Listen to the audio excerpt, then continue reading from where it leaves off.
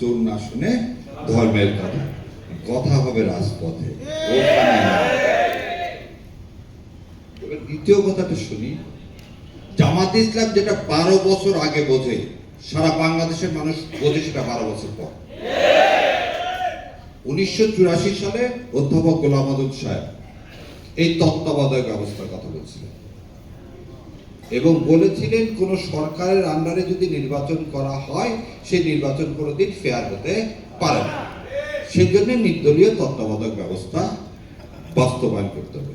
এই বিএনপি 91 সালে বলছিল তত্ত্বাবধায়ক ব্যবস্থা খায় না মাখে, এবং 91 থেকে 95 সাল পর্যন্ত তারা এই তত্ত্বাবধায়ক বিল সংসদে তোলেনি।